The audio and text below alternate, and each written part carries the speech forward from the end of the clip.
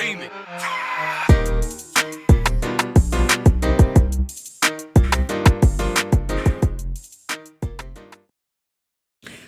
Olá, você que nos assiste, graça e paz. Sejam muito bem-vindos ao nosso Pod Graça, o podcast da mulher cristã. Esse programa é realizado pelo Ministério de Mulheres da Igreja Batista Sião, que fica aqui em Brasília, no Distrito Federal, sob a presidência do pastor Joel Martiniano. Eu sou a Flávia e junto com a Gisele estaremos hoje aqui conduzindo esse podcast, né, Gi? Isso aí, boa noite para vocês. Que a graça e a paz do Senhor esteja com todos. E antes de mais nada, compartilha. Vamos subir aí o nosso podcast. Pode compartilhar, pode dar joinha. Ó, eu estou esperando vocês aqui no chat, viu? A noite promete. Deixa eu apresentar para vocês já a nossa convidada. Hoje, o nosso tema de hoje, nós estamos no mês de agosto e no mês dos pais, que é comemorado o Dia dos Pais. Então, nós estamos trazendo um tema bem interessante, que é o princípio da honra. Né, Rejane? Deixa eu já te apresentar para você entrar na conversa com a gente. Que bom que você está aqui com a gente. Boa noite, meninas. Boa noite. Obrigada. É uma honra estar com vocês. Um privilégio muito grande. Obrigada pelo convite. Apesar do desafio, né? Eu estou super feliz de você estar aqui. A última vez que você esteve aqui com a gente foi ano passado. Você lembra quando que você teve? Faz uma data já, Rejane. Faz tempo. Foi com a Adriana, Foi né? com a Falando Adriana. do livro Feminilidade. Feminilidade Radical. Não, o outro livro. É Feminilidade Radical, não foi não? Ah, sei lá, né? Não sei, Procura aí no canal da Sião que vocês vão encontrar esse vídeo. Mas que bom que você está aqui de novo. É muito bom ter você aqui com a gente. Estou super feliz. Obrigada. Então, né, gente, como nós estamos no mês de agosto, no mês dos pais, a gente vai falar hoje, a gente escolheu um tema muito propício para falar nesse mês, que é o princípio da honra. Vocês que estão nos assistindo, vocês lembram do quinto mandamento? O que o quinto mandamento fala? Para a gente honrar o pai e a mãe. E isso vai nos garantir bênçãos e longevidade de dias. Então, a gente quer falar sobre esse tema hoje.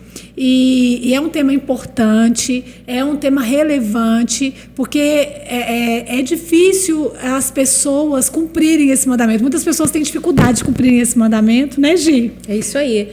E a gente pode conversar aí no chat. Você acha que esse mandamento ainda existe, é relevante? Você que é cristão, você que segue os mandamentos, você que procura viver uma vida debaixo da graça do Senhor, debaixo da poderosa mão do Senhor, o que você acha? Esse mandamento: honra teu pai e tua mãe para que te prolongue os teus dias na terra que o Senhor teu Deus te dá. Primeiro mandamento com promessa, né? Exatamente. Então vamos lá, eu quero ouvir vocês aqui no chat. O tema hoje promete, a noite promete, fica com a gente. Tem mais algum aviso? Não. Podemos começar? Podemos. Então, desperta menina, desperta menino. Nosso podcast começa Agora! Eita Deus, aguenta coração. Rejane, então você tem uma história forte com a questão paternal, né? Você vai estar contando pra gente aqui a experiência que você já viveu, tá fazendo 1 ano agora, né? Isso. Que você perdeu seu pai, você vai estar falando sobre isso pra gente. Mas eu queria que a gente começasse, você trazendo a origem, como é que foi a sua infância, o seu relacionamento com o seu pai, pra gente poder construir, então, essa lógica do princípio da honra. Amém, Flavinha. Então, o meu pai, ele veio do Ceará para Brasília, muito novo. Ele foi criado, na verdade, por tias dele. Eu sei pouquíssima história da parte do meu pai, porque nós não tivemos convívio praticamente nenhum com a minha família paterna, né? Então, eu não sei de muita coisa. Sei das coisas que ele falava. Mas o meu pai, por ser uma pessoa desse tempo, né, de um tempo em que o pai falava e os filhos obedeciam. Então ele veio, né, teve uma vida muito difícil, como muitos brasileiros, né? Ele veio do Ceará, enfrentou muitas dificuldades, não teve pai, né? Não foi criado pelo pai dele e veio para Brasília. Aqui ele conheceu a primeira esposa dele, exatamente onde ser aqui, eu não sei, tá? Vou contar para vocês um pouco que eu sei. Sim. Ele conheceu a primeira esposa dele, casou-se e teve 3 filhos. São 2 moças e um rapaz caçulo, né? Da família caçula, né? E a mesma coisa. Daí um tempo, ele ainda casado, ele conheceu a minha mãe. E começou a ter um relacionamento com a minha mãe. E nisso veio eu, a minha irmã e também um rapaz que é o caçula da família, mesma formação. Então ele foi pai de 6 filhos, né? Ele é pai de 6 filhos. E durante muito tempo da minha infância e adolescência, eu não entendia bem o que acontecia, porque a minha avó paterna não quis nos conhecer, né? Eu sou dos anos 80, mas existia muito aquela coisa de você é filho legítimo e você não é filho legítimo. Então a gente teve muito esse estigma, eu vivenciei muito isso. Inclusive quando eu ia para a igreja, mesmo a igreja cristã, porque eu ia sozinha, meus pais não iam, eu ia convidada pelos meus vizinhos, por alguém ali próximo. E eu passei por algumas situações que foi despertando em mim, né, essa questão, né, de primeiramente, eu tenho um pai, mas que não convive comigo. Eu tenho um pai que não é, na verdade, o meu pai, né? Por que que os pais das minhas amiguinhas, chega o final do dia, vão para a casa delas? O meu pai não vinha todos os dias. O meu pai, ele vivia viajando. Ele era representante comercial, então ele não parava. Mas, ao mesmo tempo, ocorria, né, esses transtornos de família, né? Hoje você sabe que, na verdade, ele tinha também a desculpa da viagem para poder ter uma vida dupla. Exatamente. Ele conviveu muito tempo com as 2, né? Mas de forma oficial ele tinha esposa, minha mãe não era esposa. Não era esposa, né? Então você tem muito esse estigma. Eu já passei algumas coisas, por exemplo, como de ir para a igreja e ver coleguinhas falando assim, mãe, eu quero levar fulana para minha casa, amiguinha para minha casa. Ah, vamos levar. Mas quando a mãe me via, né, ela falava, não. Essa não, né? E houve situações assim muito dolorosas, difíceis, por exemplo. Eu tinha uma vizinha que era dona de um bar e ela tinha uma neta que era criada por ela, inclusive, não era criada nem pela mãe dela. E eu amava essa amiguinha. Porque essa amiguinha tinha muitos brinquedos e que eu não tive essa mesma oportunidade. Tudo era muito escasso na nossa casa. A minha mãe trabalhou para cuidar dos 3 filhos durante muito tempo sozinha. Minha mãe trabalhava em casa de família. Ela fazia papel de pai, mãe, escola, tudo sozinha. Todo o peso da criação, da responsabilidade ficava nas costas da sua mãe, né? Eu vi o meu pai durante períodos. A cada 3 meses, a cada 6 meses. Eu cheguei a ficar um período da minha vida 2 anos sem ver o meu pai. Então, quando meu pai aparecia, ele fazia uma compra muito grande e vinha para casa. Colocava ali em casa. Daí a pouco, passava um período de tempo, ele sumia de novo. E eu não entendia aquilo. Essa minha amiguinha, que era neta de um pessoal dono de bar, inclusive, uma vez eu estava com ela e a avó dela falou para eu ir na casa da tia para buscar alguma coisa, eles iam ter alguma festa, alguma coisa para fazer. E a gente foi lá. Quando a gente chegou lá, que a tia dela viu ela comigo, ela surtou, assim. Ela teve... Aquilo foi um momento que ficou gravado na minha memória, sabe? Foi muito punk, assim, o termo. Porque ela olhava para mim e falava assim, você não pode andar com essa menina. Você não pode ter amizade com essa menina. O que você está fazendo com essa menina? E falava o nome dela, né? Você está me ouvindo, Fulana? Você está me ouvindo? Quem deixou você brincar com essa menina? Daí, algum tempo, ela não me convidou mais para brincar com ela. E a gente só se falava de portão. E eu não, naquele momento em si, a ficha não caiu 100%. Porque eu ainda era criança. Então, assim... Você se sentia rejeitada, mas não entendia bem o motivo. Você acabou pagando o preço de uma rejeição com a qual você não tinha nenhuma, né? Eu fui muito rejeitada. A palavra é essa. Eu fui muito rejeitada durante muitos momentos da minha vida sem entender o porquê. Eu não entendia por que minha avó não queria nos conhecer. Eu não entendia por que algumas pessoas, vizinhos, amigos de escola, lidavam comigo dessa forma, né? E eu não conseguia. Em uma determinada situação, eu achei um álbum fotográfico do meu pai dentro do carro dele.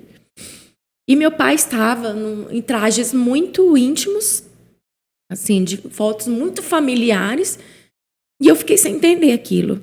Eram fotos do meu pai com uma outra família dele. Eu perguntei para minha mãe o que era aquilo. Ela tentou me explicar, mas a ficha não tinha caído até ali. Isso eu tinha por volta de 7 para 8 anos, mais ou menos. Nesse tempo, a minha mãe, ela teve o meu irmão caçula, que ele é 7 anos mais novo do que eu. E ela sofreu muito sozinha. Eu lembro da minha mãe estar deitada no sofá e me pedir ajuda para cuidar dela. E ela vomitava uma água verde forte. O meu irmão era muito grande para ela. Ele não estava encaixado. Quando ele nasceu, inclusive, que deslocou a clavícula dele, saiu fora do lugar, porque minha mãe passou mal por mais de 2 semanas. Vai e volta para o hospital público e chama tal de ferro, né? Que eles chamavam na época. É puxar ferro, né? Que é o fórceps, né? Isso. Eu também não entendia, mas eu vi minha mãe sofrer muito. E eu não vi o meu pai lá.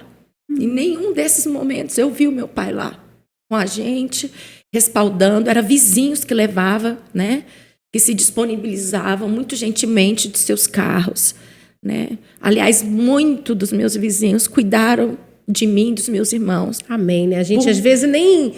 Deixa só ela dar uma respirada, gente. A gente faz um comentário assim, a gente corta justo para isso. Para o convidado beber uma aguinha, dar uma respirada e a gente vai interagindo, tá bom? Vizinhos são tudo de bom, né? Tem uns que... Meu pai sempre falou isso, né? Que tem vizinho que é complicado, mas tem vizinho que é muito abençoado, faz parte da nossa família, né? Gente, eu creio que Deus... Eu tinha tudo para dar errado. Tudo. Mas, de fato, a minha vida era um propósito de Deus. Eu tenho plena convicção disso. E os meus vizinhos sempre me chamavam para ir à igreja, para ir aos cultos. E diante de todo esse cenário, todas as vezes que eu ouvi a palavra, que eu ouvi, olha, Jesus é a resposta. Jesus é a esperança. Aquilo mexia com o meu ser. E eu voltava com essa certeza para casa. Não, eu estou aqui. Mas Jesus é a resposta. Então, assim, a gente morou numa casa muito simples. Como eu disse, a minha mãe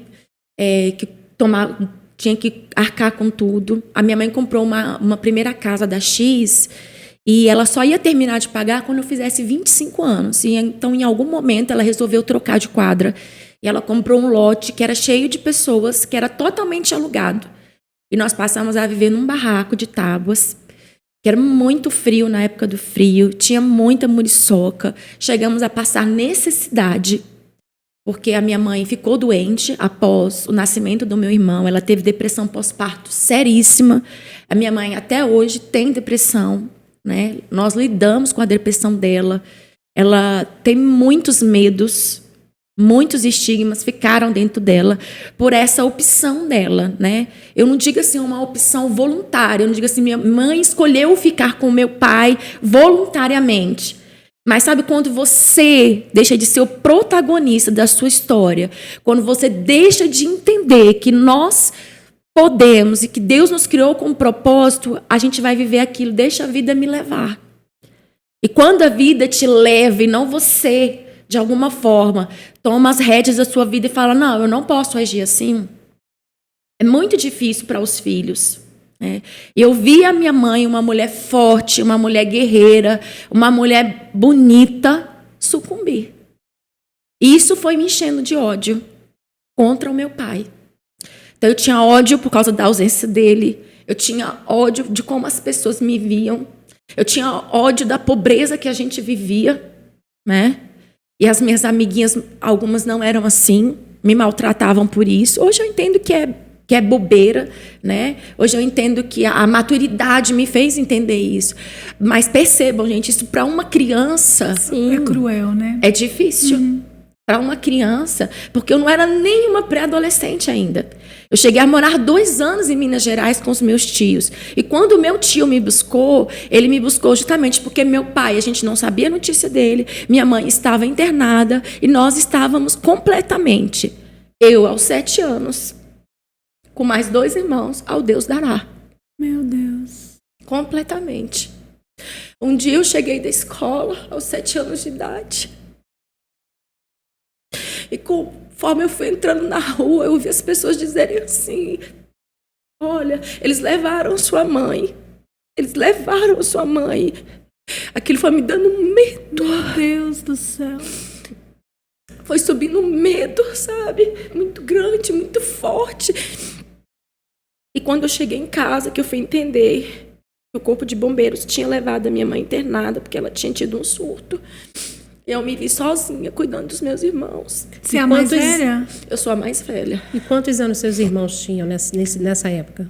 A minha irmã do meio, ela é 1 ano e 7 meses mais nova do que eu. Tinha uns 5 anos, por aí. Isso. E o meu irmão era um bebê de colo. Meu Deus do céu. Meu irmão ainda era um bebê de colo. O Leonardo, desde já tem idade, ele não teve pai e mãe nesse sentido, né? Ele vivenciou isso aí. Aí a minha tia, eu tinha uma tia que morava na QNL, e ela ficou com o meu irmão, né? Por ser mais novinho.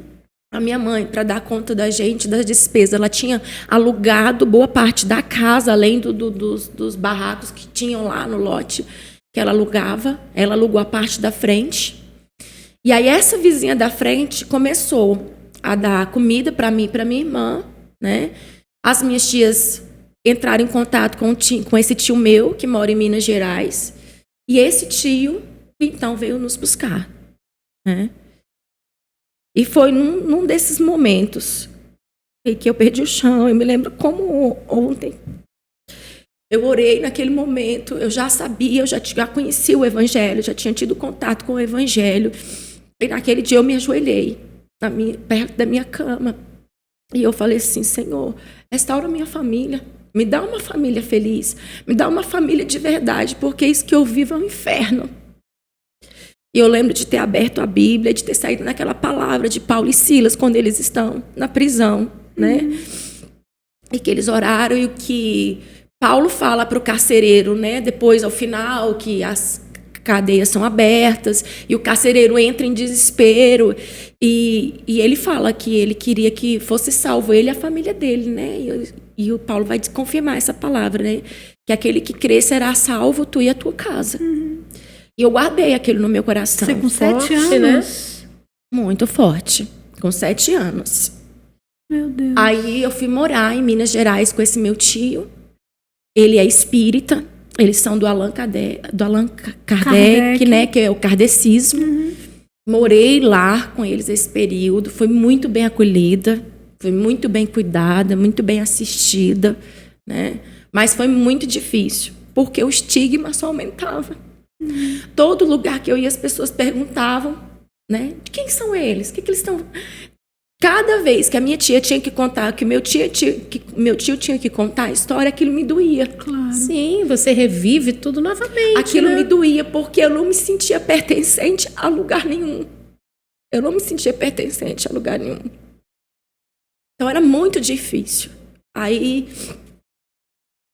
2 anos depois desse primeiro contexto, estava eu e os meus irmãos lá. O primeiro ano, a minha irmã ficou só 1 ano com a gente. A minha mãe melhorou, saiu do hospital, se recuperou, voltou a trabalhar. Aí a minha irmã voltou para ficar com a minha mãe. Porque era menorzinha também, né? Era do meio, A Heloísa era mais levada, algumas coisas assim. E a Heloísa sentia muita falta de casa, né? Hoje que eu entendo mais isso. Ela sentia muita falta de casa. E aí minha mãe levou. Eu lembro o dia que a minha mãe me deu tchau com a minha irmã. E você ficou sozinha. Eu fiquei com meu irmão. E eu queria muito voltar. E eu não podia voltar. Por conta das condições, né? Por causa das condições. Toda a casa da minha mãe nesse momento estava alugada. Mas aí você ficou com seu tio? Eu fiquei com meu tio, continuei morando com meu tio. Eu fiquei lá 2 anos, a minha irmã 1 ano só. Quando minha mãe voltou, ela morava só num dos cômodos da casa dela, que ela tinha construído. Ela construiu uma casa de 2 quartos, né? Sala, cozinha e banheiro, uma sala grande. E um dos quartos, ela botou uma porta para fora, que dava para o corredor, fechou a porta interna e ela passou a morar, então, nesse quarto. Num cômodo, né? Num cômodo só ela e minha irmã. Nesse intervalo de tempo, nesse inteirinho, o meu pai não estava com a gente. E alguma coisa aconteceu na vida do meu pai, que ele foi parar lá em casa, sem nada. Meu pai chegou sem nada, minha mãe me contou. Meu pai perdeu o carro, meu pai não tinha dinheiro, meu pai nem roupa direito ele tinha. Ele chegou em casa, como diz, né, o ditado, com uma mão na frente e outra atrás. E a sua mãe o recebeu, e o aceitou em casa. E a minha mãe o recebeu, né? Até porque, segundo o que ela me falou, ele não tinha para onde ir, ele não tinha o que fazer e nem como ficar. Daí passou-se mais 1 ano e então Leonardo e eu também voltamos, né, para casa. E a gente morava, os 4, né, os 5, aliás, só nesse quarto.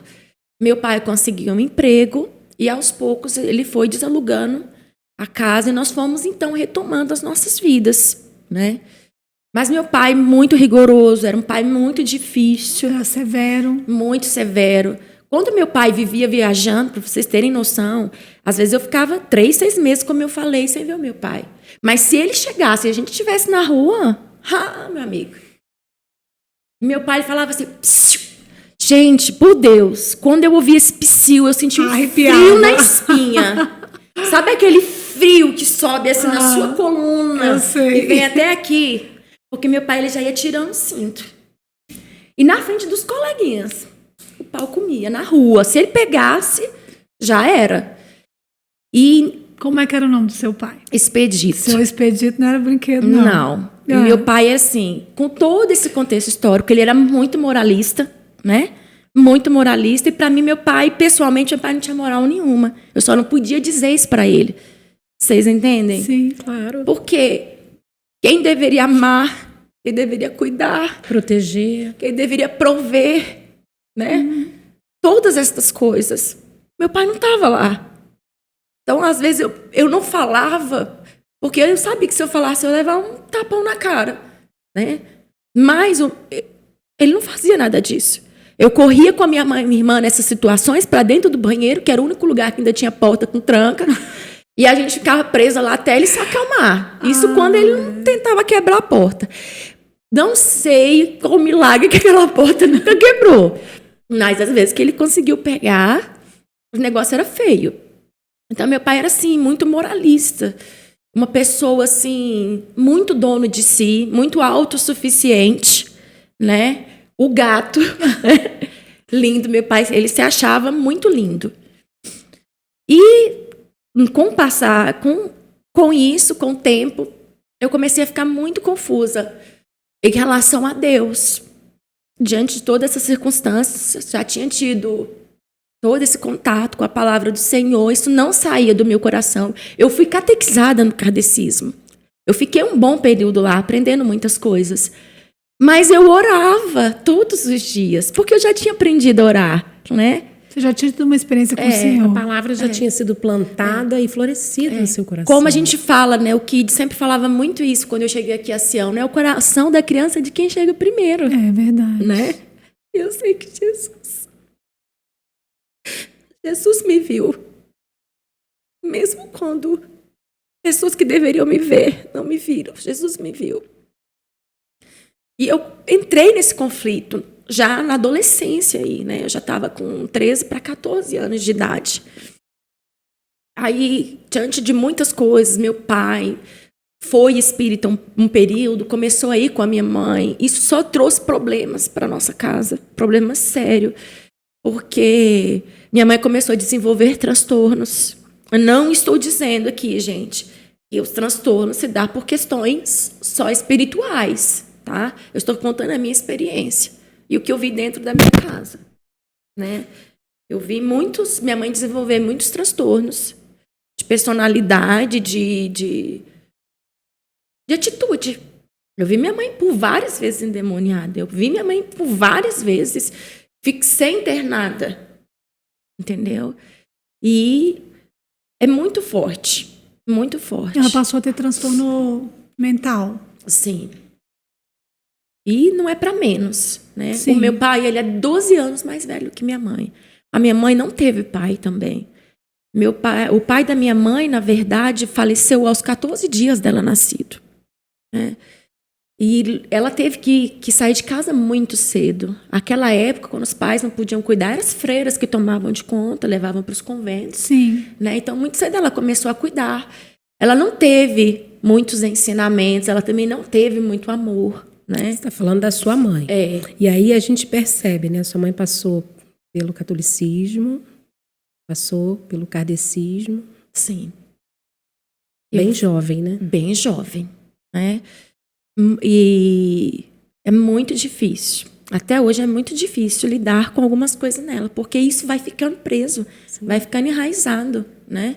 Tem as sequelas, né? De tudo que ela viveu também. Existem. E das escolhas. Sim. Porque ainda que a gente, quando estamos falando aqui de toda uma estrutura que não te dá condições, vamos dizer assim, de escolher, mas a gente está fazendo escolhas o tempo todo. A gente está semeando sementes o tempo todo.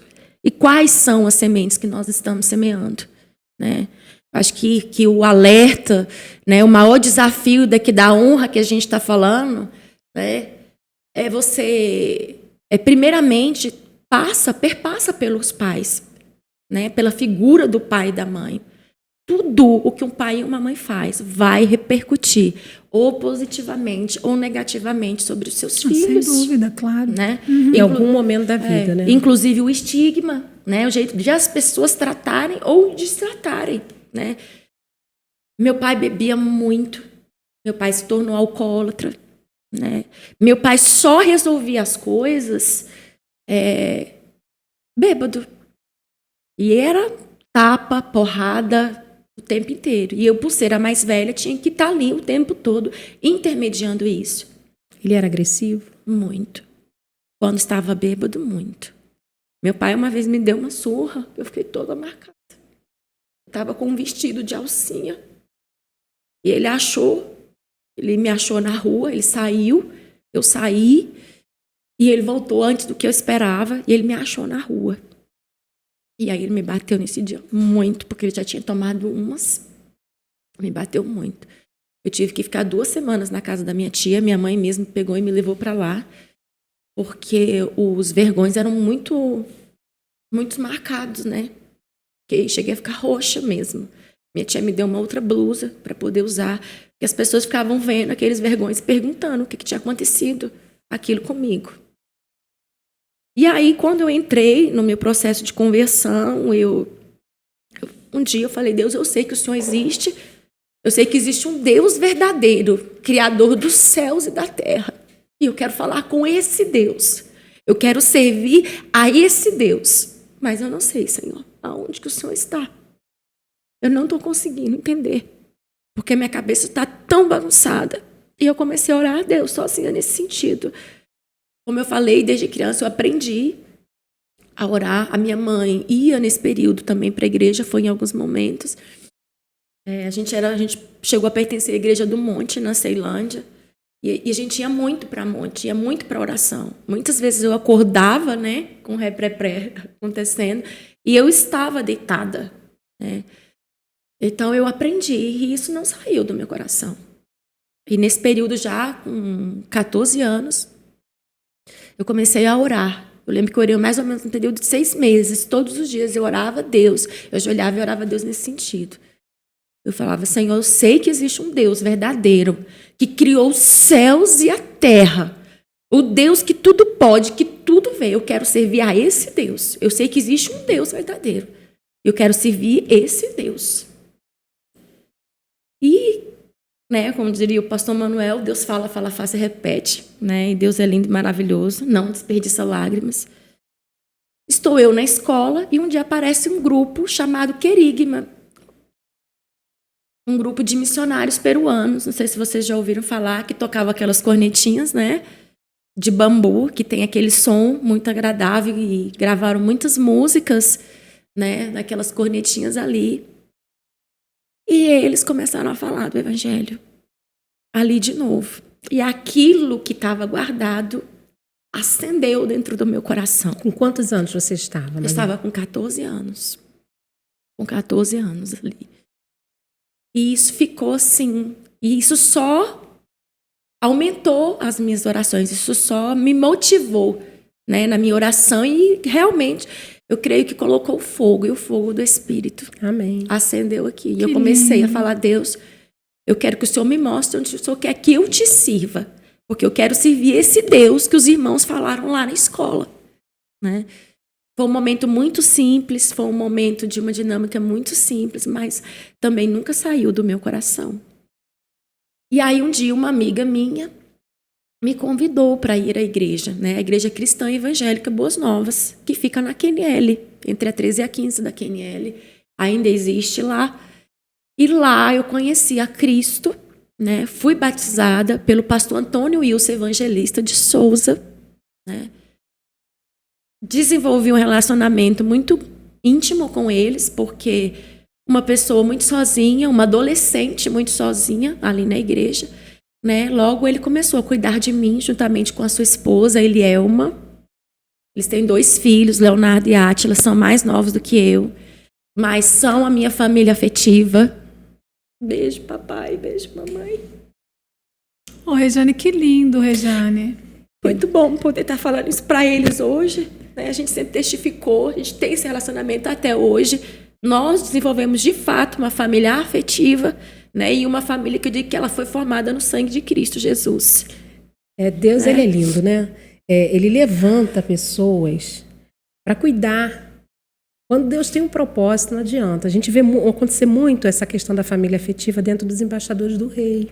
Sim. Porque a gente vê a necessidade da criança, a gente vê ali que a criança está numa situação complicada de vida, e a gente, eu como esposa de líder de embaixadores, então assim, Fábio traz e a gente abraça. Pois é. E durante aquele período a criança vai caminhando com a gente dentro de casa e a gente acaba de fato sendo pais afetivos, sim, dessas crianças. A gente deixou exatamente de filho afetivo lá no Rio. Exatamente. Mas encaminhados, graças a Deus.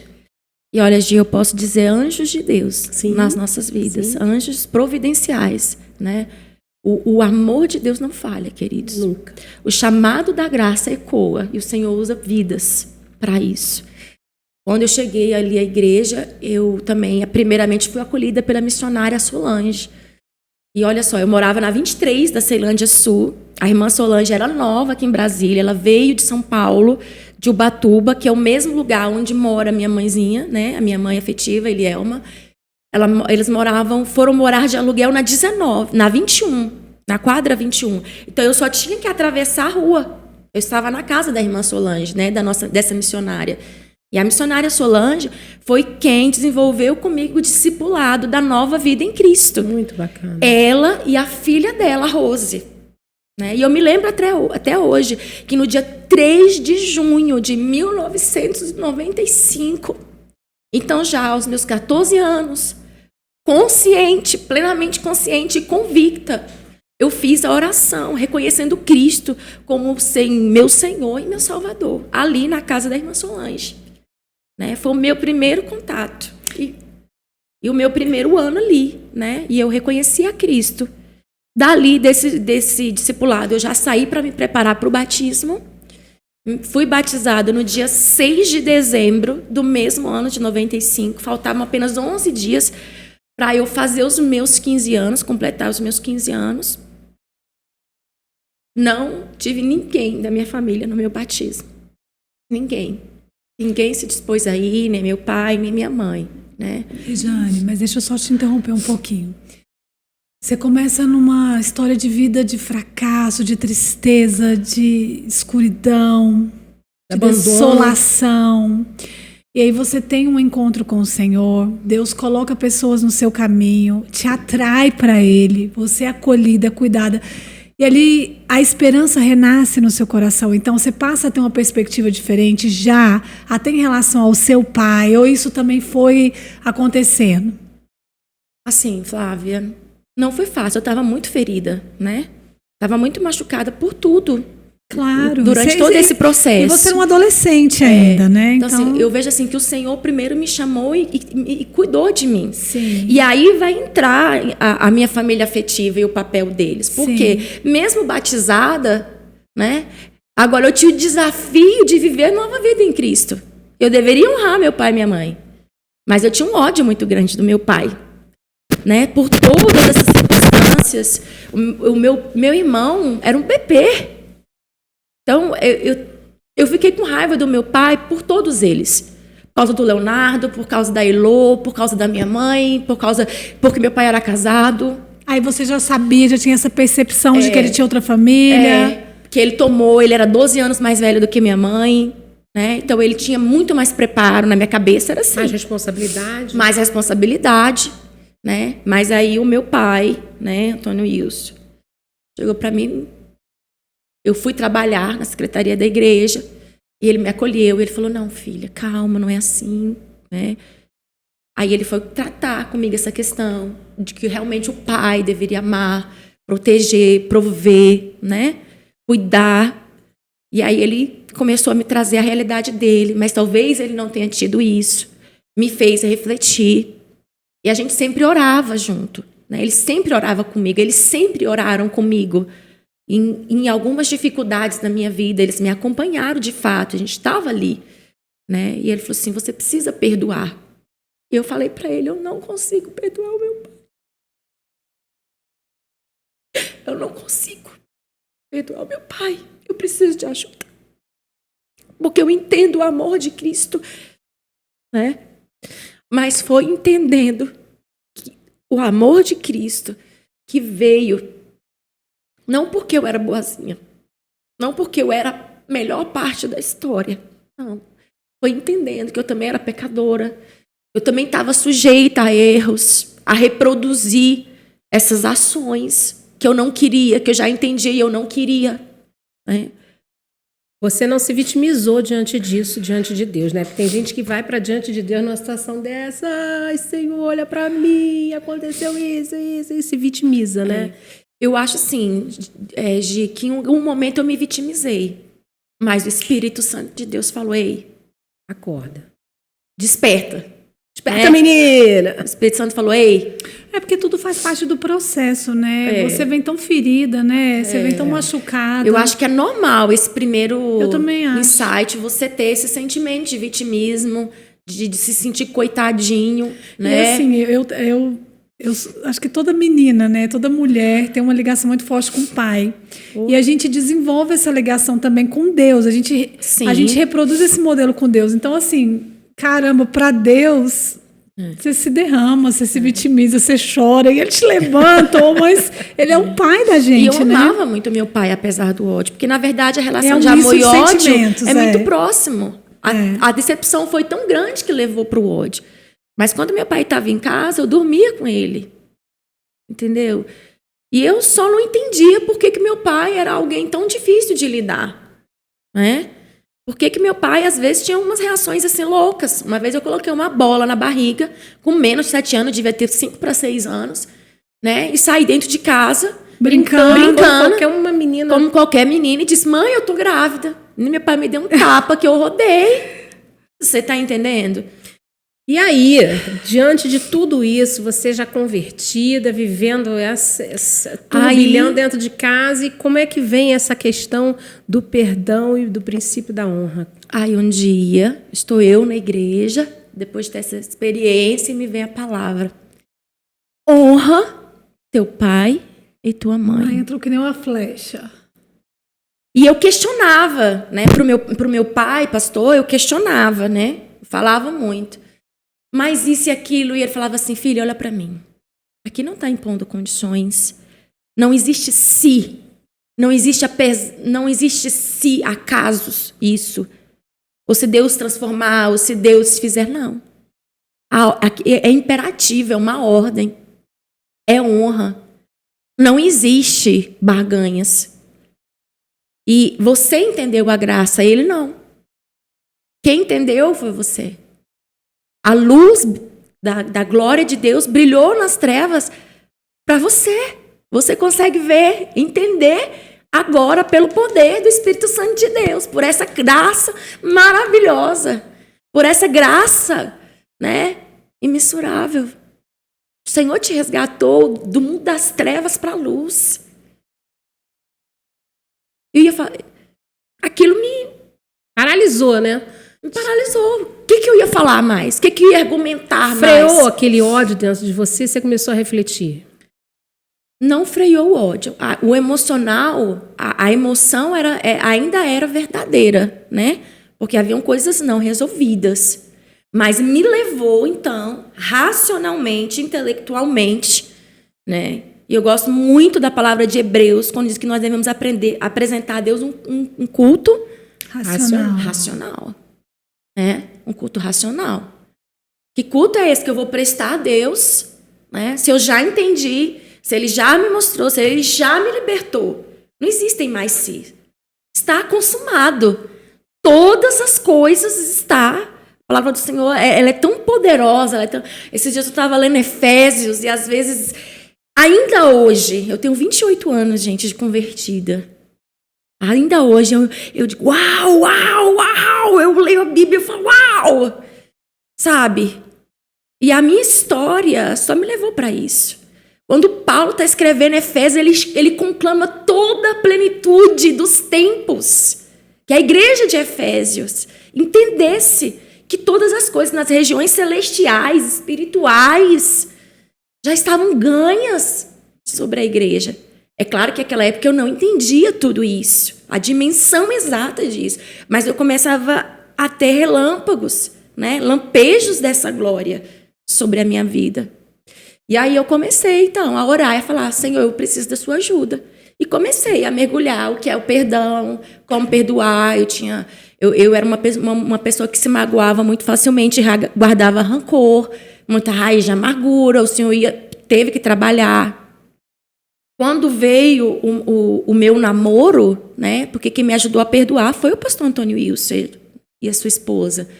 Quando veio o meu namoro e o Silas, ele era de uma outra igreja. Não, para tudo. Vou fazer que nem a Flávia. Calma, para tudo. Calma, né? Como é que o Silas entrou nessa história? Manda um beijinho pra ele, ele deve estar assistindo. Beijo, meu amor. Presente de Deus na minha vida, né? Gente. Apanhou muito do Antônio Wilson na palavra. Gente, meu pai, pastor, fez de tudo para ele terminar comigo. De tudo.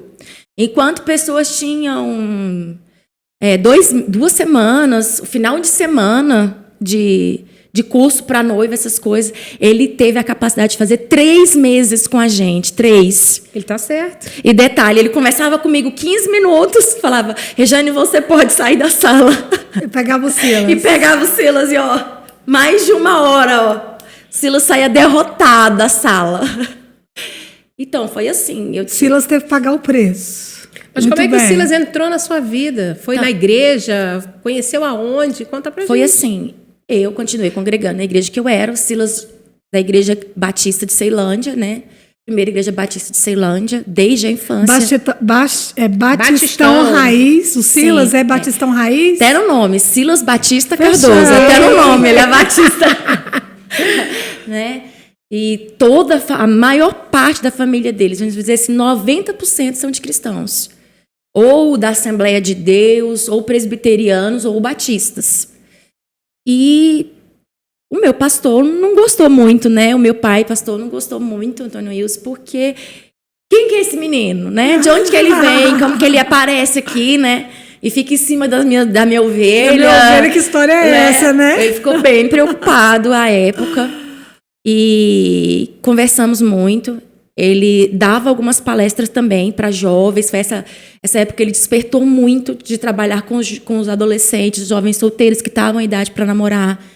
Fazia algumas conversas separadas, né? Com as meninas, com os meninos, com os que já estavam namorando, com aqueles que iam noivar. Ele eu tenho a impressão que ele sempre gostou muito dessa área, viveu muitos desafios também nessa área da vida dele. E foi numa dessas conversas que ele começou a falar de como escolher um rapaz, né? Quais os critérios que nós deveríamos usar. Falou muitas coisas, e mais uma coisa que eu me lembro ali, que ele falou assim, que a gente nunca procurasse para namorar um rapaz que tivesse pica-paus nas mãos, né? Viu, meninas? Quero deixar aqui essa dica também, né? Deixar registrado, presta atenção. Então, sempre colocar diante de Deus, mas ele falou assim, olha, quando você chegar a uma igreja e o rapaz está sempre pegando, né? Sempre cheio de dedos, só sabe conversar, se for abraçando, cuidado com esse menino. Chuta que laço. Né? Cuidado com esse menino que abraça demais, que tá sempre cercado por muitas meninas aqui e ali, cuidado. Né? Um rapaz direito não vai se portar desta forma, vai ter sua personalidade bem formada. Se ele for um rapaz orientado pelo Senhor, ele não vai agir assim. Falou várias coisas. Aí você vê o Silão, falou enquadrou sobre tudo. pai, sobre mãe, o que o pai diz, a mãe diz. E assim que eu conheci o Silas, eu fui até a igreja dele um dia, porque lá na igreja do Silas tinham 2 cultos de jovens. Um na segunda e um sábado. E era lotado de jovens. A igreja que eu estava tinha uma mocidade muito, muito menor em quantidade. E eu fiquei numa fase assim. Os acima de mim estavam noivos ou casados. E os abaixo de mim eram bem mais adolescentes do que eu. Porque eu estava com 17 anos. E abaixo de mim era de 14 para baixo. Então eu me senti um período sozinha. Na amizade, na escola, né? Inclusive, eu estudei no 2º ano do 2º médio com a prima do Silas, né? As coincidências, cristocidências de Deus. E eu não sabia que ela era prima do Silas, a Kelly. Aquela esposa do Michel, mãe do Isaac e da Isabel, que congregam hoje aqui com a gente, né? Eu estudei com a Kelly e eu gostava muito de ir à primeira igreja batista de Ceilândia por conta de toda essa amizade. Aí estou eu um dia, né, perguntando para a Kelly, você conhece Silas? Você conhece fulano? Ela, o quê? Ela veio assim, botou a mão na cintura. Eu falei, meu Deus, o que eu fiz de errado agora? Ela, não basta só ser minha amiga, quer entrar também na minha família. Eu, nossa. Mentira. Boca santa, né? Ou boca santa, né? Mentira que aquele menino preto, moreno daquele jeito, né? É teu primo, porque ela é branquinha, né? Ela é branca igual Flavinha, assim. Eu nunca imaginei que, de fato, eles pudessem ser primos. E aí, a Kelly que foi me passar os bisus sobre o Silas, né? Amiga, mas vamos voltar. Vamos voltar na história. Depois a gente conta sobre o Silas. Conta Não, mas a gente já sabe como é que o Silas chegou. Vamos continuar lá. Como é que Deus foi trabalhando aí no seu coração essa questão do perdão, de você lidar com isso com seu pai? Vamos embora, senão não vai dar tempo de você contar tudo. Então, por que eu toquei no assunto do meu esposo? Porque foi antes do meu casamento que o meu pai, né? Então, o pastor Antônio Wilson, tocou comigo nessa questão. Eu já tinha conseguido perdoar o meu pai até ali. E ele chegou para mim e falou assim, filha, chama o seu pai para conversar antes do seu casamento. Declara esse perdão para ele. Não leva isso para sua casa, para o seu casamento, para a família que você vai formar. Então eu chamei o meu pai para a gente conversar. Mas a minha mãe, ela é extremamente ciumenta. E eu tive que chamar meu pai para conversar em um outro lugar. E aí ele já ficou cheio de dedos, né? Mas por quê? Você está grávida? Aconteceu alguma coisa? Meu pai pensava em N coisas, menos que a nossa conversa poderia ser nesse nível. E então eu chamei o meu pai para conversar. Meu pai muito rude, muito grosseiro. Eu comecei a falar, não, pai, não é isso. Eu vou me casar e eu quero dizer para o senhor que a minha casa está aberta para o senhor, que a minha casa está... Eu vou me casar, mas eu não vou deixar a minha família. Houve um momento da nossa relação que eu falei para ele, nem sei se ele se lembrava, mas eu falei para ele que o dia que eu casasse, eu tirava o nome dele da minha vida, porque eu não queria mais essa história. Eu não queria mais carregar o peso dessa história. Pois eu entendi, né?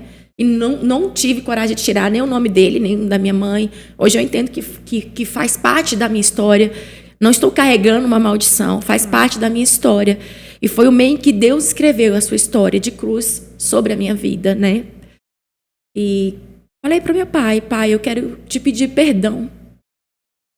Ele falou, minha filha, mas você não me fez nada, por que você quer me pedir perdão? Você é uma filha boa? E começou a falar. Eu falei, não, pai, eu quero te pedir perdão. Quero te pedir perdão porque em muitos momentos eu fiquei muito chateada com o senhor, fiquei com muita raiva das suas ausências, da forma como a gente foi criado, às vezes que eu... E falei para ele. Despejou tudo. Tudo. Só que meu pai não entendeu. Por Deus, ele não entendeu. Eu estava me debulhando em lágrimas, falando, abrindo meu coração. E ele não entendeu. Ele só falou, então tá bom, minha filha. É porque ele não tinha a percepção do mal que ele tinha feito pra você. Ou então, assim, aquele choque, né? Também, de realidade, assim, foi muito rápido. A ficha naquele momento não caiu. Ele ficou sem reação. Pra ele, Mas eu falei que eu queria falar pro meu pai. Eu falei, pai, eu vou casar. E eu quero que o senhor saiba que a minha casa é a extensão da casa de vocês. E apesar de todas as dificuldades que nós tivemos, eu entendo tudo que o Senhor fez e está fazendo na minha vida. Eu quero vocês perto de mim. E se um dia eu falei alguma coisa, quero que o Senhor me perdoa, tá, pai? Ele falou, não, minha filha. E me abraçou e me beijou, e eu também pude abraçar e perdoar o meu pai. Mas ali aconteceu, então, o perdão, né? Mas não aconteceu assim... A história, a relação de vida não foi mudada ali.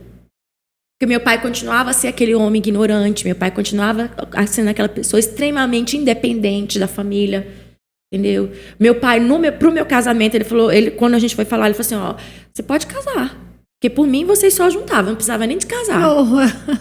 Você vê como ele tinha uma visão distorcida de casamento, de relacionamento. Mas eu não dou uma agulha. Sim. Ele falou dessa forma, eu não dou uma agulha. Então, meu pai, assim, era você perdoando e ele te ferindo, você perdoando e ele te ferindo. Né? É tipo assim, não recebi nada, eu também não vou dar, filho também não vai ter. Né? E eu entendi, então, do Senhor, que eu teria de perdoar o meu pai, talvez se preciso fosse todos os dias, para poder conviver com ele. Né? Todos os dias. Já chegava perto esperando alguma coisa... Assim, uma palavra, uma atitude que pudesse te magoar? Eu não esperava, assim, do meu pai, nada de positivo. Eu já me preparava para o pior. Eu já ia mais forte. Sim, isso que eu tô dizendo. Você já ia já achando que ia tomar uma punhalada. Regiane, mas olha, vamos caminhar. Você viveu esse momento lindo com seu pai. Talvez não tenha marcado tanto ele, mas para você foi um memorial. Foi. Com certeza, talvez... Eu creio que para ele que seja, também. já começou a ter mudanças, não é? Você já começou a tocar ele de alguma forma. Mas eu queria que você avançasse mais um pouquinho e já contasse quando ele já começou a ter demência, todas essas coisas que aconteceram, porque é importante você falar sobre isso também. Então, a restauração nossa... dessa parte relacional veio quando meu pai, então, adoeceu. Eu não sabia que ele estava, até então, com demência cardiovascular, como é tratado. Das demências, a gente tem um universo infinito, queridos, de acordo com o neurologista. A gente trata, na maioria dos casos, e pelos sintomas, trata como Alzheimer. Por quê? Porque é o que você tem de tratamento de referência existente, de referência para o médico poder trabalhar. Mas a demência, ela é muito vasta, né? Meu pai tinha tido, então, um AVC, que eu não tinha conhecimento disso. Eu só fui ter conhecimento disso quando ele ficou internado no HRC. Já agora, né? Já próximo à morte dele. Ano passado, 2020, por aí. Isso, uns 2 meses antes da morte dele, que eu fui ter noção desse AVC. Eu sei que um dia eu cheguei em casa, meu pai estava trêmulo, o braço dele não se movimentava mais e a boca. Eu achei muito estranho, né? E eu pensei assim, meu pai teve alguma coisa. Só que ele falou para mim que ele tem uma filha do primeiro casamento, que trabalha em hospital e tudo, e ele sempre falava para mim, não. Falava o nome dela e falava, ele tá cuidando, nós estamos indo ao médico, isso e aquilo. Eu falei, pai, e o que é? Ele falava assim, não, filha, não é nada de grave, não. Tem certeza, pai? E aí começou a tomar uns remédios, isso e aquilo. Tanto meu pai quanto a minha mãe são extremamente assim, as coisas têm que acontecer do jeito deles, da forma deles e a maneira deles. Então eu procurei respeitar. Enquanto eles estavam se mantendo e se autocuidando, foi muito fácil, né, depois que eu me casei, porque eu me desvinculei daquilo ali e fui construir a minha história, né? Só que quando aconteceu a demência do meu pai, eu me deparei com todo este meu passado diante de mim. Falei, e agora eu tenho que assumir conta quando eles não querem que eu faça isso de fato, né? Minha mãe não queria que eu me intrometesse na vida da casa, entre outras coisas. Mas, diante dessa dificuldade que ele foi desenvolvendo ao longo do tempo, era inevitável. E aí, os dois pais já idosos, né? Você não teve escolha. Eu não tive escolha, idosos. E o que aconteceu? Veio a pandemia e o meu pai começou a perder muitas coisas. Começou a perder muito documento, cartão, e eles começaram a brigar constantemente dentro de casa, né? Um dia eu estava até aqui no culto, chamei até alguns irmãos para orar comigo no final do culto e pedi essa oração, porque eu não estava entendendo por que eles estavam brigando tanto. Mas, na verdade, meu pai estava esquecendo as coisas. Ele achava que tinha feito uma coisa, que tinha colocado uma coisa, mas ele não se dava conta. Aí, o que acontecia? Ele brigava com a minha mãe. Ele dizia, você pegou, você tirou, você guardou, você está pegando as minhas coisas, você está mexendo na minha carteira. Ele detestava qualquer pessoa que mexesse nas coisas dele. E se tratando de dinheiro, então, era pior. Meu pai era muito avarento. Meu pai tinha amor por dinheiro. E eu sempre soube que meu pai sempre teve o dinheiro dele guardado na conta. Mas eu nunca fiz questão disso. Entende? Ele sempre foi assim. Só que dentro do meu coração, o que eu esperava? Redenção. Esperava a transformação de vida, né?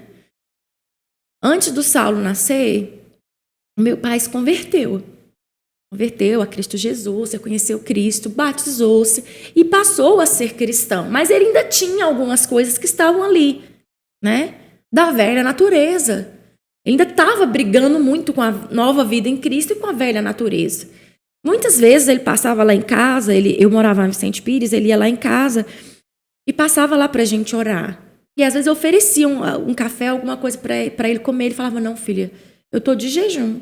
E passou-se mais de um ano a mesma resposta. Eu falei, mas pai, o senhor continua em jejum. E um dia ele falou para mim, filha, a minha carne é muito fraca. Nossa, então realmente houve uma conversão. Houve, né, uma conversão, Jane? sim. Que bênção. Ele foi um avô que ele não foi pai. Um avô, sim. Ai, que bom. Totalmente diferente. Só que com a doença, algumas coisas ficaram assim confusas para a gente entender. Por quê? O paciente, gente, isso é muito importante. O paciente, ele esconde. Ele tem vergonha de dizer ou ele não sabe dizer. Entendeu? Então, meu pai escondia. Imagina um homem forte como era o seu pai, se ele teve a percepção de que ele estava tendo problema já mental e estava com dificuldade, ele iria esconder mesmo, ele né? escondeu, ele escondia. Não deve ter sido fácil para ele também. Ele escondeu, né? Se nós tivéssemos ciência do AVC, eu teria me despertado para procurar um neuro mais rápido. Sim. Né? Mas ele sempre dizia para mim que os outros filhos, né, por parte do primeiro casamento, estavam levando ele, né? E assim, se eles estavam cuidando como filho, eu não podia interferir nesse, claro, até aí eu não podia interferir nesse caminho. Quando que tudo mudou? Na pandemia. Porque meu pai teve um furto na conta dele de um valor muito alto. Muito alto.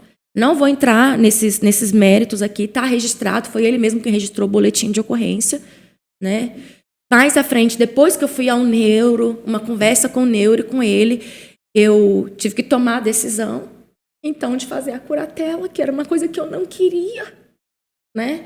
Até porque ia envolver a primeira família, e eu não queria chegar nesse nível, eu não os conhecia até então, os meus irmãos, por parte de pai, eu não conhecia.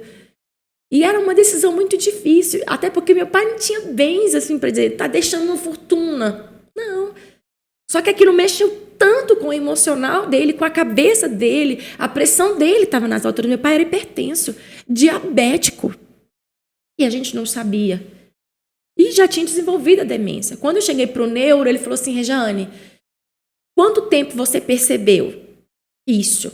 Eu falei para ele uma data. Ele falou assim, olha, seu pai vem apresentando isso há pelo menos, ele falou para mim, 5 anos. Pelo menos 5 anos. E o meu pai tinha uma tremura do lado direito. Ele ia fazer alguma coisa, essa mão, ele não tinha controle. Ele tinha muitos movimentos involuntários do lado direito. Só que ele ia mexer, o que ele fazia? Ele passava a mão na cabeça. Ele mexia, ele colocava a mão no bolso. Ele mesmo já tentando disfarçar. Ele mesmo tentando disfarçar. Quando que eu percebi? Quando um dia ele pediu para eu ver uma coisa no carro e ele falou assim pro Silas, né? Silas, eu quero que você veja isso para mim no carro, mas eu tô zerado. Tô mais quebrado que... Tá duro. Tô duro. Sem grana. Enfiou as mãos nos bolsos e levantou, tirou as mãos de dentro do bolso, se levantou. Quando ele fez isso, saiu muito dinheiro dos bolsos do meu pai. Aí eu assustei. Né? Como que alguém que fala... Você percebeu que tinha alguma coisa já errada ali. Isso. Aí eu falei, pai, conta esse dinheiro. Meu pai não conseguiu contar, queridos. Ele contou todas as notas, como sendo o mesmo valor. Falei, pai, conta de novo. Eu apertei o meu pai, na 4ª vez ele conseguiu contar. As 3 primeiras ele não conseguiu contar. Entende? Então, é muito rápido. São flashes muito rápido. Então, a memória dele vinha e voltava. E aí, conforme eu fui levando ele ao médico, ali, logo, ele falou, um dia ele sentou comigo e falou assim, Regiane, eu não estou entendendo. Falei, não está entendendo o quê, pai? Um me leva, outro me leva. Falei, me leva para onde, pai? Para médico? Ele é. Meu dia tá acontecendo isso.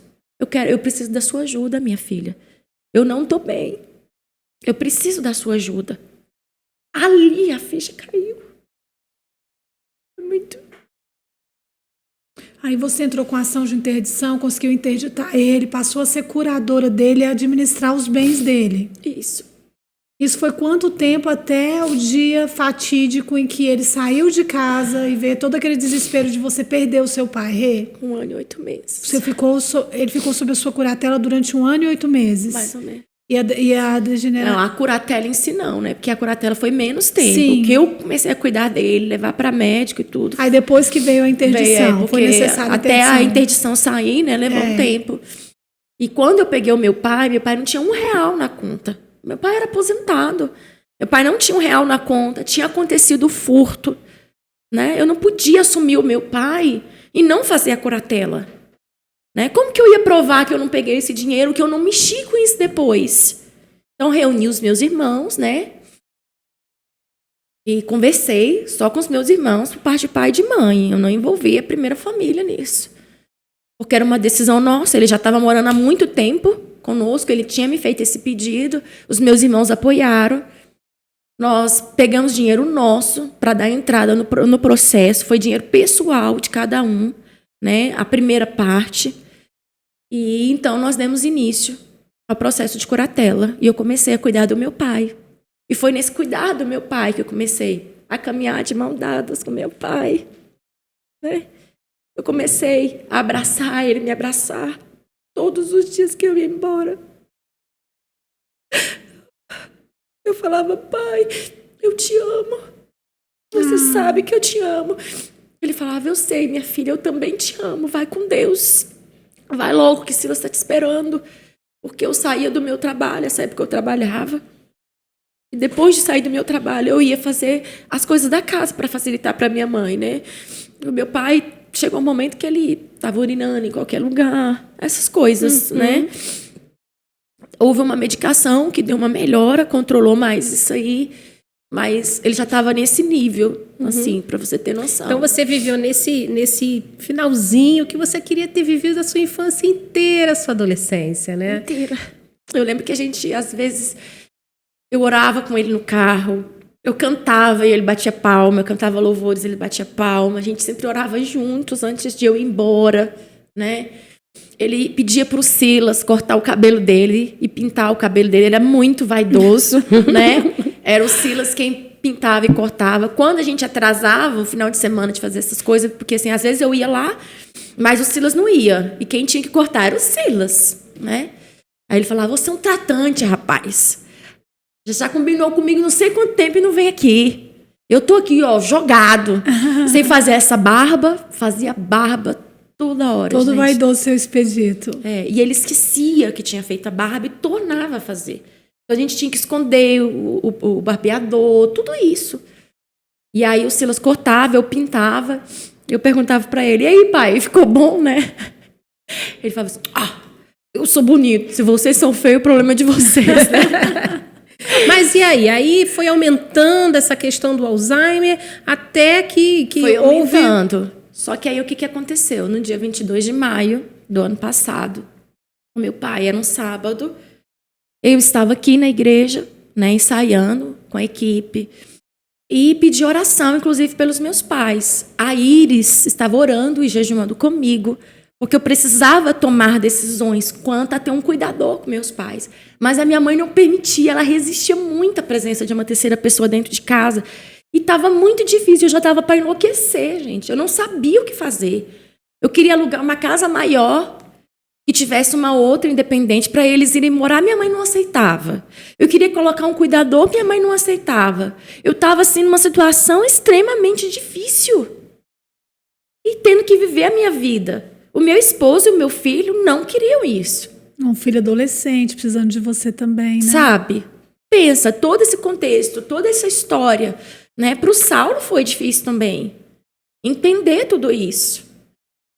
E até a minha rotina foi ficando muito pesada, porque eu saía do trabalho e ia para lá, né? E no momento de pandemia, menino em aula online, o Saulo teve dificuldade na escola. Enfim, no dia 22 de maio, meu pai e minha mãe, eles tiveram uma discussão pela manhã e dizendo à minha mãe que ele falou que ia comprar alguma coisa numa loja. Saiu. Só que às vezes ele saía, ele com muita dificuldade ia até a praça e voltava. Quando foi à tarde, eu quero só fazer menção que nesse dia de manhã do ensaio que eu estava aqui, o irmão Yannis, Deus usou uma palavra na boca dele e ele trouxe uma reflexão para nós sobre Salmos 20. E ele falou assim, olha, saia para a guerra, mas saia como o rei Davi, ciente da vitória. Amém. Vocês não estão saindo, nós não estamos saindo para guerrear. O Senhor já nos garantiu essa vitória, que é o final de Salmos 20. Isso ficou muito forte no meu coração. Nós estávamos com um tio que tinha descoberto câncer na família e em oração. Tínhamos combinado, da família do Silas, né, que eu falo. E nós fomos para a casa dele no final da tarde para fazer um culto. E ele foi contar para nós sobre essa situação. Nesta semana anterior, eu tinha lido o livro do pastor Manuel Neto, Tempestade à Vista. E eu li o livro e chorava, e chorava, e chorava, e chorava, e chorava, e não conseguia parar de chorar e nem de tremer. De tão... No tanto que falou o seu coração, sabe, o né? emocional e espiritual ficou tão vivo dentro do meu quarto. Todas as lembranças, todo esse desejo de ver os meus pais salvos. Tudo o que eu mais queria e o que eu mais quero na minha vida é ver a minha família no Senhor, e principalmente o meu pai e a minha mãe. Porque Jesus foi a resposta para mim. Jesus era a resposta para mim. E eu sabia que a única resposta para eles seria Jesus, para mudar todo esse cenário. E quando eu aceitei esse desafio de dizer, olha, honra pai e mãe, honra, independente do que aconteça, eu entendi que o Senhor estava me colocando como resposta, como remédio dentro da minha casa. Amém. Do que eu já tinha recebido. Eu fiquei muito trêmula naquela tarde quando eu soube e eu precisava falar uma palavra no culto. Entreguei a palavra e saí. Porque você já sabia que o seu pai tinha Eu saído, já estava preocupada. Já sabia que meu pai não estava em casa. Tá. Entendeu? E a gente estava nesse culto lá. E o meu irmão, quando ele me falou, gente, por Deus, eu não conseguia parar de tremer. Cheguei em casa, meu pai não estava. Aí a gente começou aquela saga de procurar. Liguei para todos os irmãos. Nessa hora eu dei ciência, né? Eu dei ciência do processo para os irmãos do primeiro casamento. Eles sabiam que isso ia acontecer. De vez em quando eles iam lá na casa deles. E nesse dia também, né, sob orientação de algumas pessoas, falaram assim, dá ciência. Eu dei ciência também para eles do que estava acontecendo. Mas o pai saiu no sábado, dia 22 de maio. E eu não sei como, gente. Eu não sei como que meu pai andou daquele tanto. Seu pai sumiu. Explica porque quem não conhece a sua história, eu conheço. Mas ele saiu de casa e não voltou. Sumiu. Aí a minha irmã, que mora em São Paulo, a Heloísa, a minha irmã do meio, né? Hoje ela mora em São Paulo, que ela é 1 ano e 7 meses mais nova do que eu, que falei pra vocês. Ela mora em São Paulo. Ela começou a entrar na internet e a disparar divulgação. Nesse dia, gente, eu não conseguia nem raciocinar. Eu liguei pra Jane, acho que foi o Dudu que atendeu. Eu falei com a Jane falou assim, tá, quais as características que seu pai tava? E os irmãos da igreja, né, eles que fizeram todo mundo já o banner pra me ajudar a procurar meu pai, porque eu não sabia nem que atitude tomar, entendeu? Eu precisava de uma pessoa que estivesse pensando melhor do que eu, né? E aí a gente começou a procurar meu pai. Foram quantos dias, Rejane, de desespero? 4 dias. 4 dias. Sábado, domingo, segunda, terça, não. 5 dias, né? Quarta-feira. No 5º dia que ele foi encontrado. Aí a gente começou, eu fui em todas as rodoviárias, fui em todo posto policial para divulgar, né? E procurando. IML, hospital, todo lugar. Todas as vezes que dava 5 horas da tarde, eu já ficava extremamente... Nossa, isso é terrível. Não sabia onde ele estava, se ele tinha comido, se ele tinha dormido, se estava com sede. Se tinham machucado ele, né? Porque na rua, né? Não tinha noção. Eu falava, Deus, guarda a vida do meu pai, Senhor. Tem misericórdia da vida dele. E eu sabia que o Senhor tinha um propósito com aquilo, mas era muito forte. Todas as manhãs que a gente saiu para procurar, desde essa data, eu não voltei mais a trabalhar. Eu não consegui mais trabalhar. O primeiro instante foi me afastar. Eu fiquei o tempo todo por conta dele. Porque as primeiras horas para você procurar alguém, elas são cruciais. Se você não achar nas primeiras 72 horas, a coisa pode ficar cada vez mais difícil. Claro. E a Polícia Civil, gente, falou que só ia procurar a partir de segunda-feira. Na verdade, nunca foram. Tá? Vários órgãos que a gente procurou, o Corpo de Bombeiros da Ceilândia, falava assim, ó, a gente só vai se ele estiver aí. Se você tiver achado, ele estiver precisando de uma ajuda, ninguém. A verdade é essa, ninguém. Então a gente começou a procurar, até que no domingo à tarde a minha irmã recebeu um vídeo, a Heloísa. Recebeu um vídeo de um rapaz de São Paulo. De São Paulo. Recebeu um vídeo pela rede de internet, porque a gente entrou em todos os grupos, até de desaparecidos, eu já estava cadastrada. Aí a minha irmã recebeu esse vídeo e que mostrava claramente meu pai indo em direção ao açougue no sol nascente.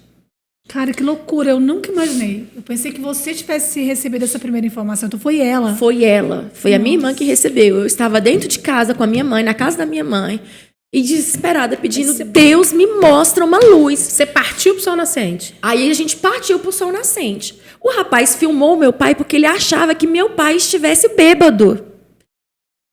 E postou num grupo de amigo dele para zoar. Porque meu pai tinha essa dificuldade de locomoção do lado direito.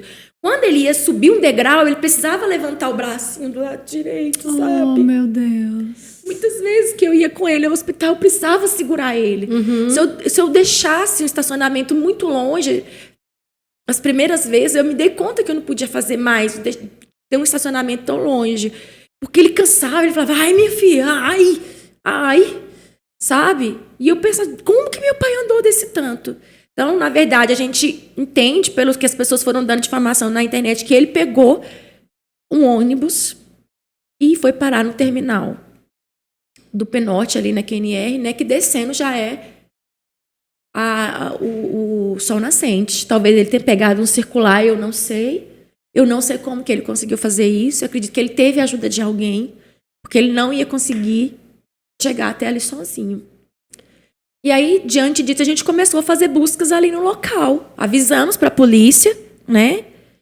Avisamos, mas nada. Aí, no domingo à noite, depois de um culto, eu comecei a entrar nas igrejas ali do trecho e perguntar.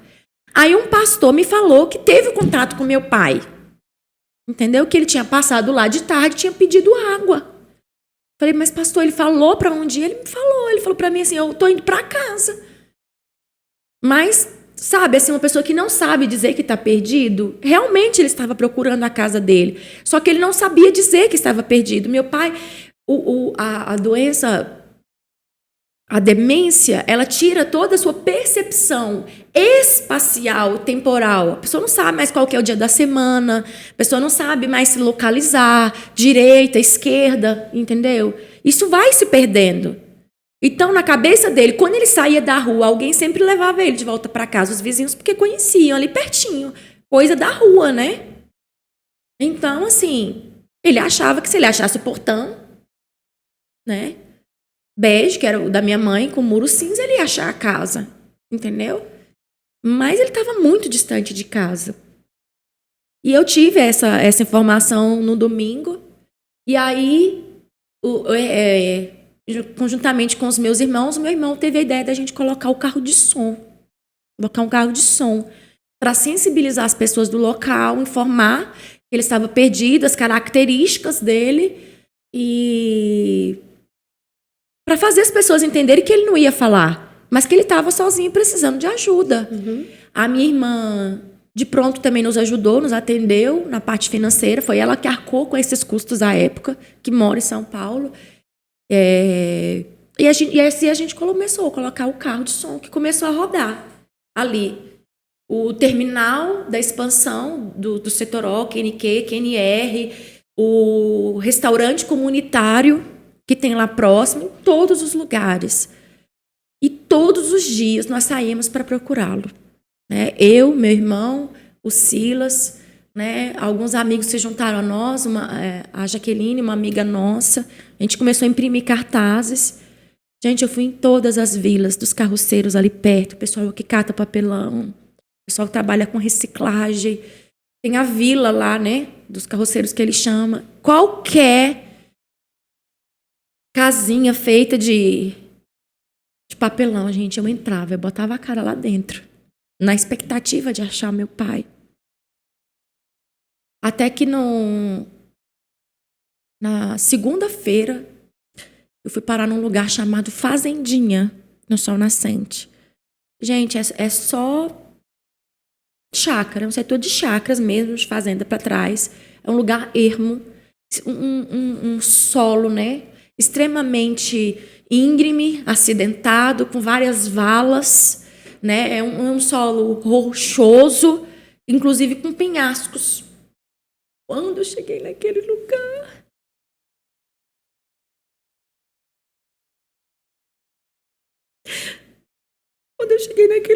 eu falei, Deus, me socorre, Senhor, me socorre. Porque se meu pai chegar nesse ponto, ele não volta para casa.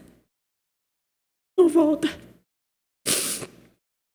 E aí, naquele momento, até a nossa amiga Jaqueline falou assim, gente, a gente precisa de drone. A gente precisa da polícia, a gente precisa de maior ajuda aqui, porque senão a gente não vai achar.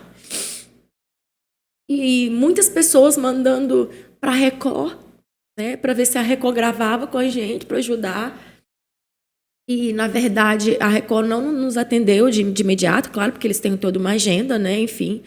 Na verdade, eles foram nos atender na quarta-feira, que foi o dia que nós achamos o meu pai. Então, assim, não chegou a ir para o ar por conta disso, né? Mas a gente chegou a gravar esse pedido de ajuda e esse socorro. Saiu nas rádios, saiu no Metrópolis, né? No jornal Metrópolis, saía em rádio, as pessoas falando, sensibilizando. Até que na terça-feira eu comecei a orar e falar, Deus, traz meu pai. Vivo ou morto, Senhor, mas traz meu pai. Eu vou continuar, Senhor, te amando, te servindo. Vou aceitar a tua vontade. Mas não deixa meu pai desaparecer assim, sem ter um fim. Porque é um sentimento muito difícil. Alguém da sua família desaparecer e você não ter um desfecho final. Nossa, Deus me livre. É uma coisa assim... Gente, eu não enlouqueci porque o Senhor não deixou. Porque o Senhor não deixa. Porque o Senhor cuida dos seus. E como é que você, de fato, encontrou? Aí bateu quarta-feira E aí? Aí o carro de som ainda estava rodando esses dias, né? Aí o rapaz, o dono do carro de som, ficou rodando nessa região lá. Não sei se é Rua 84. Lá. Tem um nome de uma mulher, não estou lembrando agora. Aí ele falou assim, Rejane, muitas pessoas estão falando comigo aqui nessa rua que viram seu pai aqui no domingo e tal. E aí, no desespero, eu falei, Deus, o que eu faço, Senhor? Me dá orientação, me dá sabedoria do alto. Aí eu liguei pro PC. O PC é o Paulo César, que é bombeiro. Isso, nosso irmão aqui da igreja. Eu liguei pro PC. Aí eu falei, PC, expliquei a situação. Se meu pai tiver entrado, né, para trás dessa rua lá, Hermes, setor de chácara, setor... Não vou dar conta de achar, eu preciso de ajuda. Aí o PC falou assim, mana, me dá 5 minutos. Né? E eu orando. O pessoal da Record ainda estava lá em casa, foi antes da gente gravar. Ele falou assim, Jane, eu consegui uma equipe, mas eu preciso que você vá para lá, leva roupas do seu pai, eles vão levar cães para sentir o cheiro, leva a roupa do seu pai e vá para lá. Agora, eu preciso da sua ajuda com uma coisa, mana. Eu preciso saber o lugar exato, o último lugar que seu pai foi visto. Aí desliguei com o PC e fui orando. Entrei no carro, a partir do momento que eu entrei no carro, eu fui orando. Eu falei, Deus, só o Senhor pode mostrar esse último lugar que meu pai foi visto. Só o Senhor pode mostrar.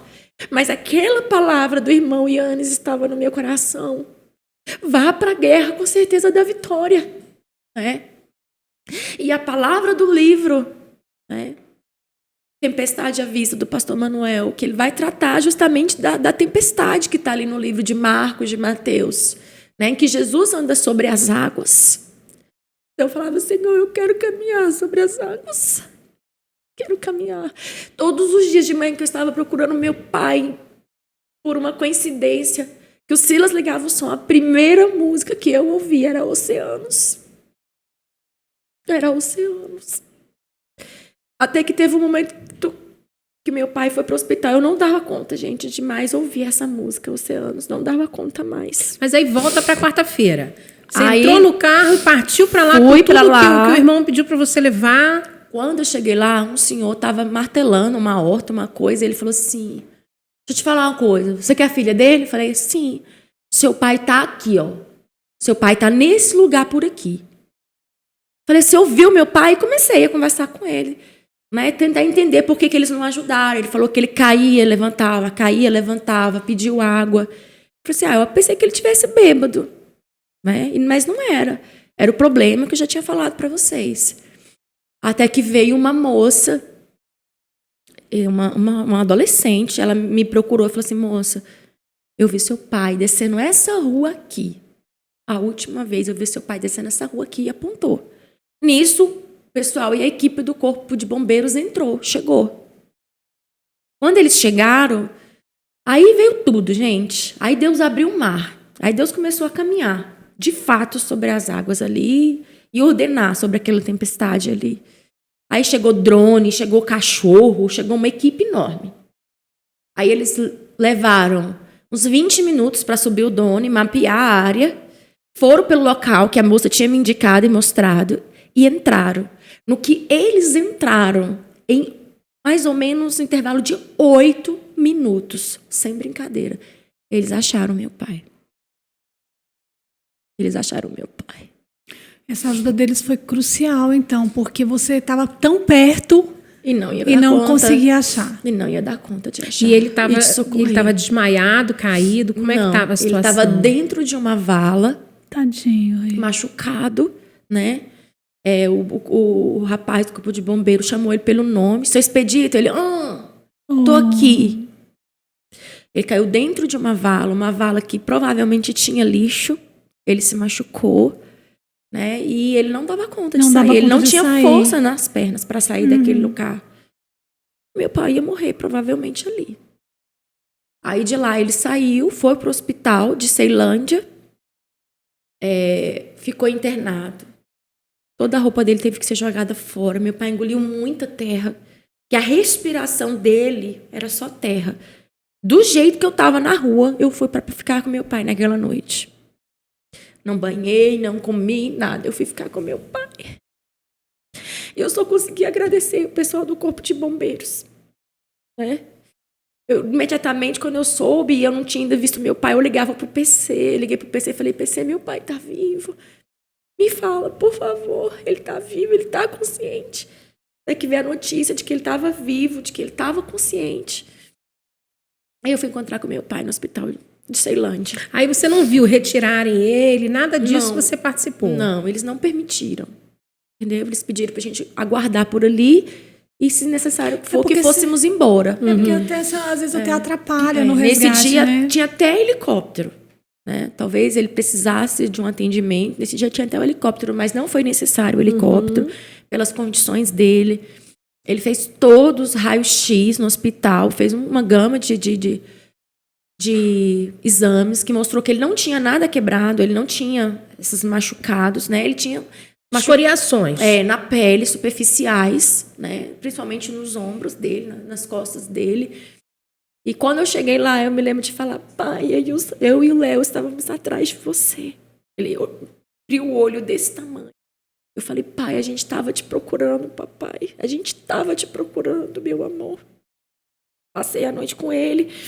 Quando foi no segundo por terceiro dia, logo ele foi para a enfermaria.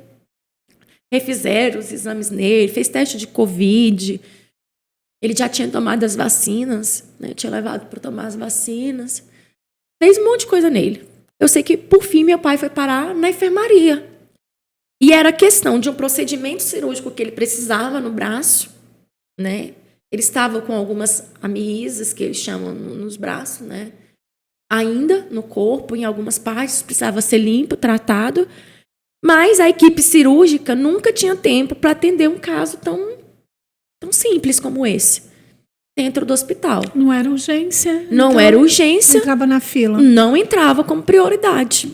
E meu pai aguardando isso. Nem por conta da idade? Não, nem por conta da idade. Hospital público não tem disso, não. Entendeu? E aí lá, eu comecei a ver que a respiração do meu pai começou a mudar. Né? Já estava muito dificultoso para ele ali. Um paciente com quadro neurológico, como o do meu pai, eles querem liberar logo para casa. Mas o meu pai não podia ser liberado por conta desse procedimento. Nós já temos quase 2 horas aqui conversando. E você tem muito para contar para a gente ainda. Eu sei que esse momento que você viveu, todo esse momento foi muito forte, foi muito difícil. E a gente pode pensar, talvez depois, em conversarmos mais sobre isso. E eu queria que a gente caminhasse agora para um final. Eu queria que você deixasse a sua mensagem para quem está nos assistindo, da experiência que você viveu com o Senhor, de Deus ter transformado o seu coração, a ponto de você conseguir perdoar o seu pai.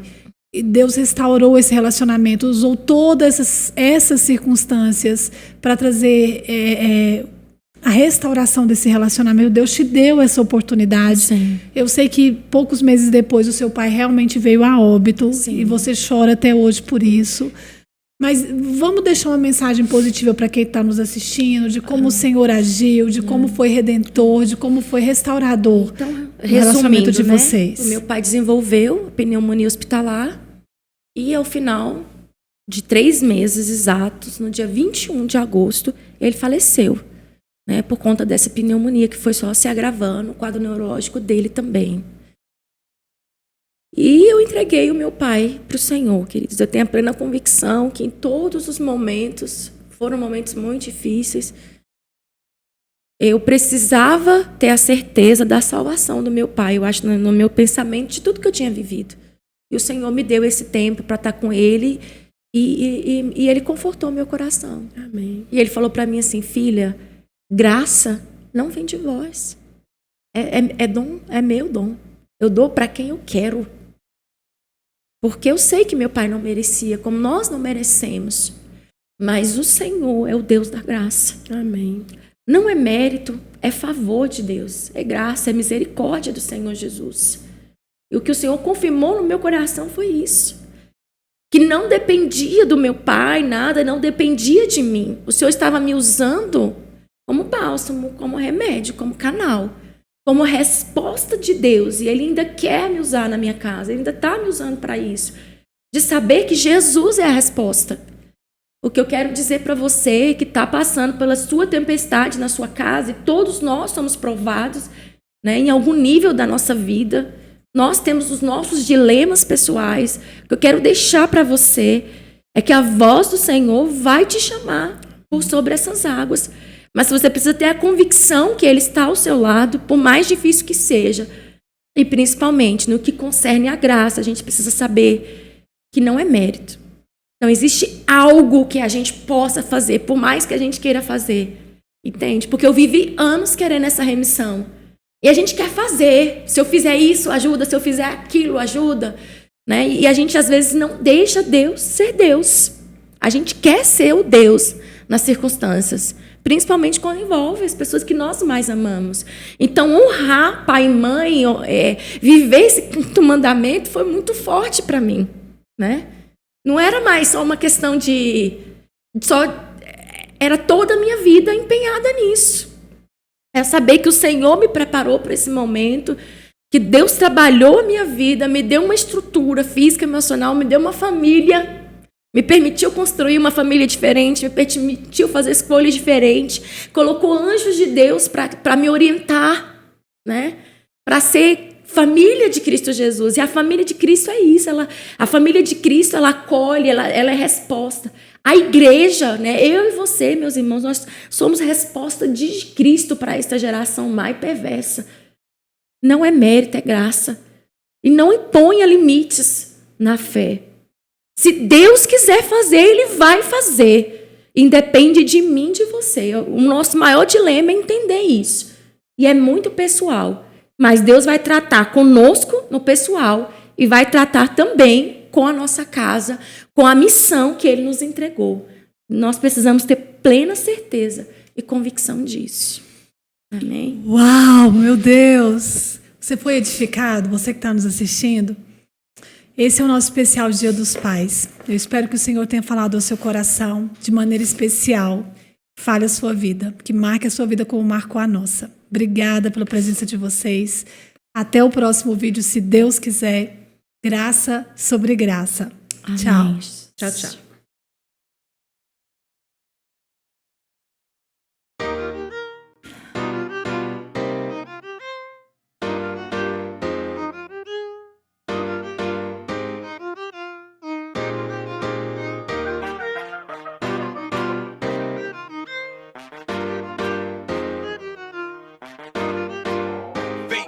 Entertainment.